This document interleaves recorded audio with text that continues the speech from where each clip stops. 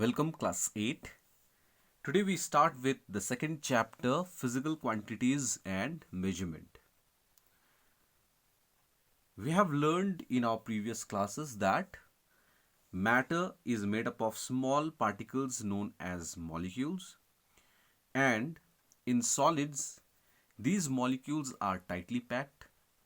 In liquids it's less tightly packed, and in gases it's very loosely packed.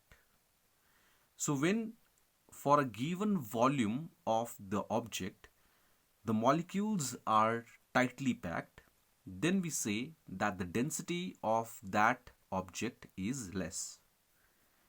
And for the same volume, if the molecules are more, or we can say the number of molecules present in that given volume of the object is more, then the density of that object is more.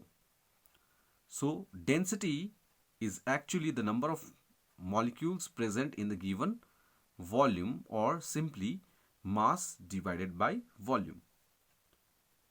And it's symbolically represented as rho, which is equal to m by v. The SI unit of density is kg per meter cube. Now we will learn about the measurement of mass. So how do we take the measurement of mass of any object? Simply, we will use a physical balance or a common balance to take the measurement of any object.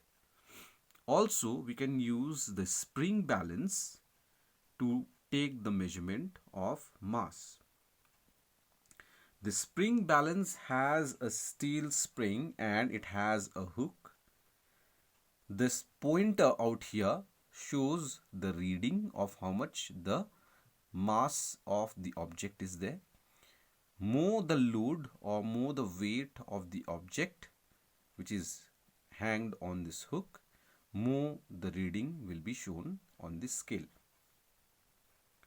So naturally, the greater the weight, the more the spring will stretch and more it will show the reading, and more will be the mass of that given body. Measurement of volume. So how do we take the measurement of volume of any given object? So here we have the measuring cylinder, and the measuring cylinder is marked by the scale. Here we can see the scale rises from 0 right up to 250 ml, and here the water level is shown as 100 ml. And suppose if we need to find out the volume of any given object, then we put the object for which we need to find the volume inside the measuring cylinder, and before we put this object inside the measuring cylinder, we need to note down how much is the water level before the object is inserted inside. So here the water level we can see is 100 ml. So as the object goes inside, the water level will rise up. So here when the object is inside the measuring cylinder, the water level rises up to 225 ml approximately. So this rise in the water level, and here the water level initially it's 100 ml.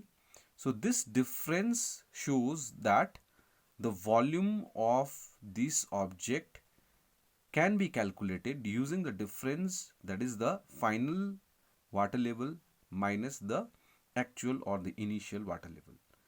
So this way the volume of any object can be measured using the measuring cylinder.